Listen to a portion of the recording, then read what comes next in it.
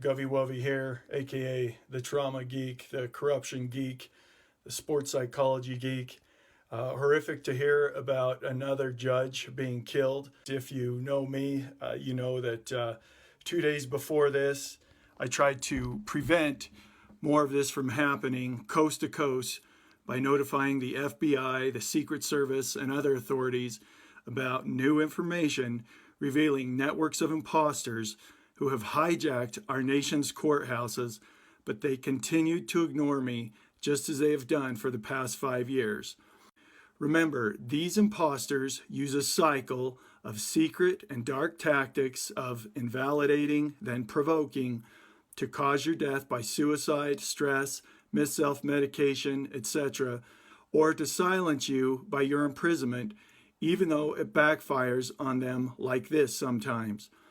They do it because if they can cause the death of one parent in a divorce or custody case, the imposters can artificially inflate legal bills by tens of thousands of dollars and take it all after the death. Don't fall for it. See originsofabuse.com for more about this cycle.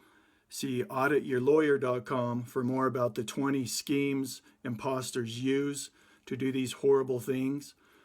See worksusa.com for more about how I can fix this, starting as governor of the new Utah in 2024. I tried to post about this on YouTube at some of the news stations who are reporting about this judge being killed. The Today Show, Fox 5, I think that's over in Maryland, and others. And after I posted 2 comments, YouTube banned me for 24 hours. Share what you can, whether it's hashtags or whatever it is you want to share that can talk about this, because this could have been prevented. This murdered judge did not have to die. These dark tactics are designed to do this. This is what they do to people. The mongering, the unpredictability that it brings to people. This is what happens, and this is why it has got to stop. These dark tactics started at imposter parts of Harvard in the 1950s and resulted in one student who was 16 years old named Ted Kaczynski becoming the Unabomber. And these dark tactics were used, deployed at more than 80 institutions after the 1950s, and then leaked into every part of society. And then after the internet, they are everywhere in everything.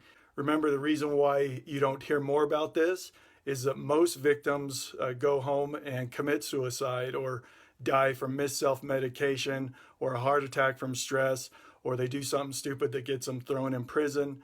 And then in other cases, it backfires like this, and the victim goes and murders a judge. This all could have been prevented. This isn't the first judge to be killed. It's unconscionable that this continues, whether it's through hijacked parts of the afccnet.org group or others. Other programs out there they call the Silver Bullet, where they teach some of these dark tactics to imposters. The collusion throughout the courthouses with commissioners, judges, guardian ad litems, private guardian ad litems, the deceptive bar associations, the judiciaries, the deceptive conduct commissions. It all shows that they are willing to even sacrifice their own to be murdered in their driveway just for the chance to continue causing the death of a parent in these types of cases, so that they can add tens of thousands of dollars to the parent's legal bill after the death by artificially inflating it and artificially inflating it along the way. And these custody divorce is just a couple of the cases that are exploited in this way. It's unconscionable things happen, collection, eviction, elderly issues, real estate related cases, immigration.